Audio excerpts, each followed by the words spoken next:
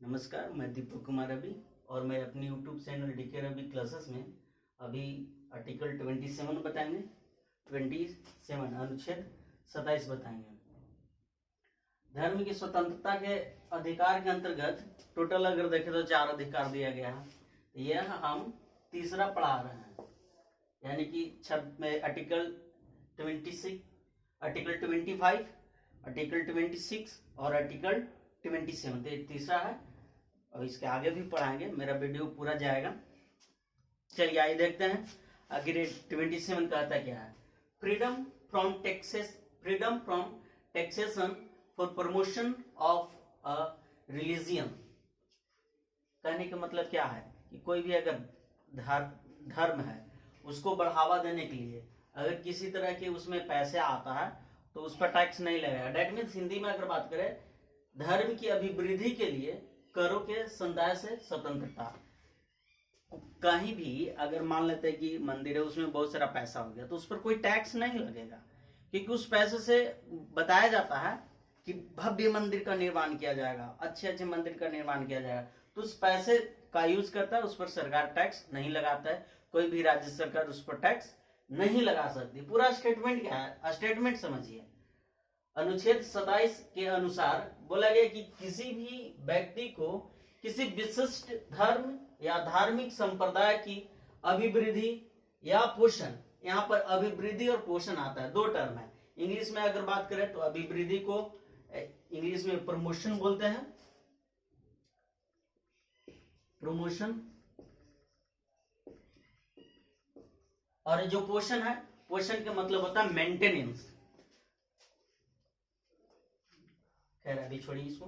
अभिवृद्धि या प्रमोशन में व्यय करने के लिए करों के संदाय है तो बाध्य नहीं किया जाएगा।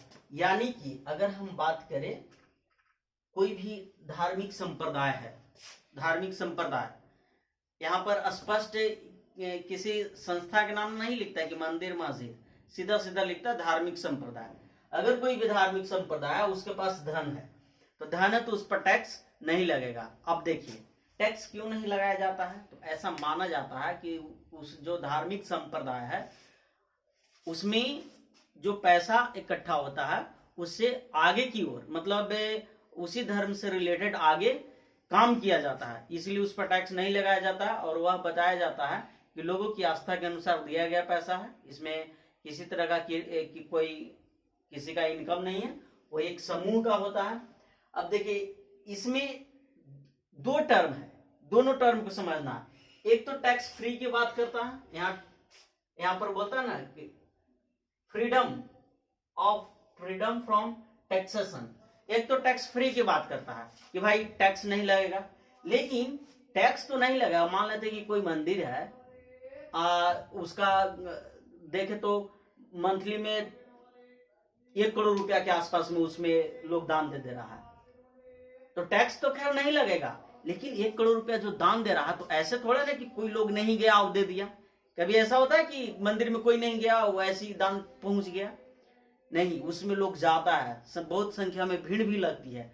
तो जितने भी बड़े बड़े मंदिर, जैसे रथ मंदिर हुआ, तिरुपति में चल जाइए, बालाजी विश्वनाथ, ये सब बहुत जो फेमस मंदिर है, वहां जाइएगा तो देखिएगा कि इतनी संख्या में भीड़ है कि जनरल अगर लाइन लग के जाते हैं तो वहां पर पहुंचते पहुंचते बहुत वक्त रहता है। तो उसके लिए एक वीआईपी रास्ता बनाया जाता है। उस वीआईपी रास्ते में क्या किया जाता है कि एंट्री फीस ली जाती है।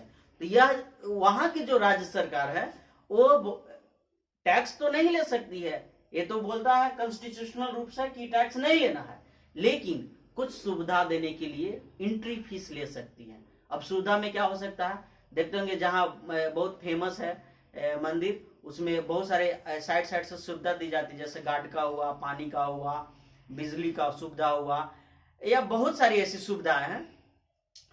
गया में एक बोध गया मंदिर में चल जाइए, देखिए बहुत सारी सुविधा है। तो उसमें तो उसी तरह से बहुत सारे ऐसे मंदिर है, जैसे रथ मंदिर है, वहां भी जाइए तो वहां जाइएगा तो एंट्री फीस लगता है। तो यह एंट्री फीस को यह नहीं कह सकते हैं कि यह टैक्स है, बल्कि हम ये कह सकते हैं कि राज्य सरकार इसको फीस ले रही है ताकि सुविधा दे सके। यह बताता है आर्टिकल 27।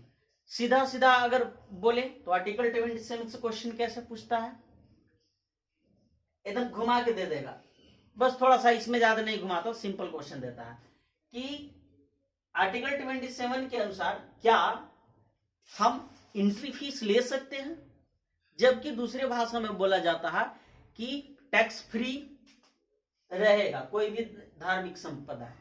अब देखिए घुमा रहा है यहां पर, इस टर्म को घुमाएगा क्या, अगला टर्म में बोलता है कि जबकि बोलता है कि टैक्स फ्री है धार्मिक संप्रदाय में, फिर भी क्या एंट्री फीस लिया जा सकता है, तो हाँ लिया जा सकता है, क्योंकि वह एंट्री फीस इसलिए लिया जा सकता है कि ताकि वह सुविधा दे सके जो भी वहां लोग आते जाते रहते हैं।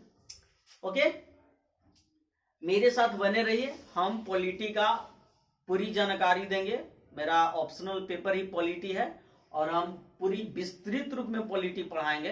अभी तो शुरुआत ही किए हैं, आगे आने वाले समय में सब कुछ ठीक ठाक रहेगा, सब कुछ हम पॉलिटी से रिलेटेड प्रोवाइड कर देंगे।